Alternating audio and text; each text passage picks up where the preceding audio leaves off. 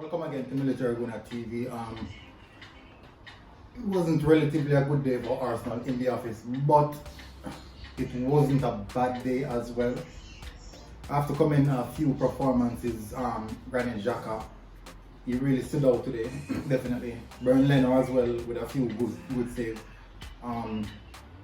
Bukayo Saka really stand out as well, and also Dani Ceballos. They really stood there and hold their own, and I would definitely say they performed up to standard, and we have seen below standard performance from Lacazette. He was quite out of the game. Pierre-Emerick Aubameyang as well, non-existent. Emirates Smith-Rowe, maybe he could be fatigued, but we didn't see much from him. Early on in the game, so let me get in a bit. Early on in the game, the build-up play was good, and you could definitely see that Dani Ceballos was really up for it and look up to the part, playing some beautiful passes, breaking the line from halfway, midway of the pitch. Also taking control of the midfield in perspective. Him himself and Granit Xhaka definitely were controlling the midfield part, and so you saw Crystal Palace sitting a bit deeper, trying to catch us on the counter using the prowess of Wilfred Zaha and also Aziz. Now, it worked in their favour in some perspective because they got a few good opportunities. Some were self-inflicted by Arsenal, but some were created, not clear-cut opportunity, but it was actually created like earlier in the game, either by Christian Benteke. But as I said, it wasn't a bad day in the office. It wasn't a bad game in general as well. It's just that we just couldn't break Crystal Palace down. They really sitting deep and showed a bit of resilience, so we have to give credit to them for that. It's a 0-0, and it wasn't a boring game, so I cannot beat everyone. And some of the things that I saw, Maitland-Niles was having a very poor game from the get-go. It was from the get-go of the match. It started off poor, misplaced passes everywhere. Defensively, it was solid, but attackingly, we weren't getting any much from him. And you could definitely see it was evident that the team was missing Kieran Tierney, and it cost us. It really cost us. But we cannot rely on one individual all the time to drag us over the line. There's absence of Pablo Mari as well.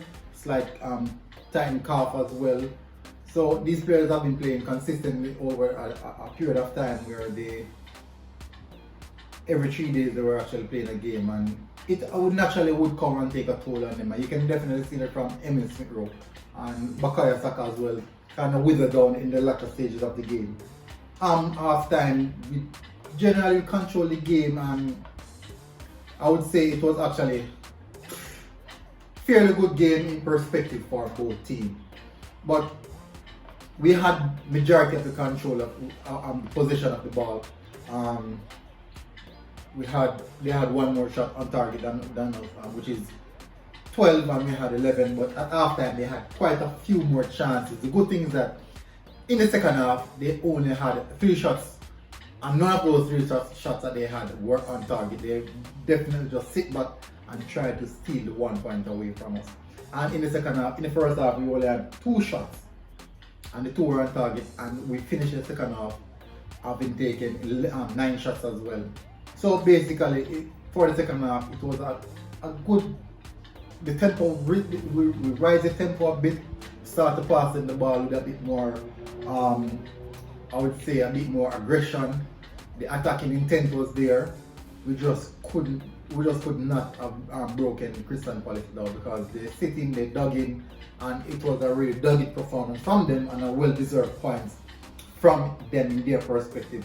And that's 2 points dropped for Arsenal, and it will affect us. Yes, it will affect us, because we have now played 18 games, and the teams that are in and around us are just a point away or a point ahead of us. So our next fixture list is Newcastle, which we play Monday. Then we will face Southampton. And to be fair, this will be a very hard game for us because we have played Southampton already and it was a very difficult game. But I do believe that we can get something over them this time around. We haven't lost and we're still in a consistent good game of good runs of game, and we were picking up points. But after that game now, where we see it will become much more difficult, where we play the likes of Manchester United, Wolverhampton and Leeds, Aston Villa again, and Aston Villa last time around, they actually thrashed us 3-0. So we have to pick up a bit of form to face these games, because these games are going to be very, very crucial into how the latter stages of the season and how we move forward on the table. But all in all, it was a good game and not much to say about it. My man of the match was actually Granit Xhaka. I would have to give him that. He really stood out. He really stamped his authority in the game, in the midfield as well. We saw the likes of Thomas Partey coming in today, and you could see the dynamic of the midfield change in a different perspective. So that is also a plus for us. So not much to say.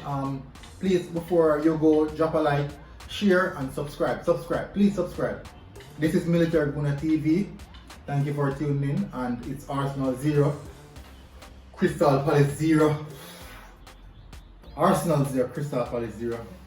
And the day is over, and not a good day in the office, but not a bad day in the office. Thank you very much for tuning in. This is Military Guna TV. I am out.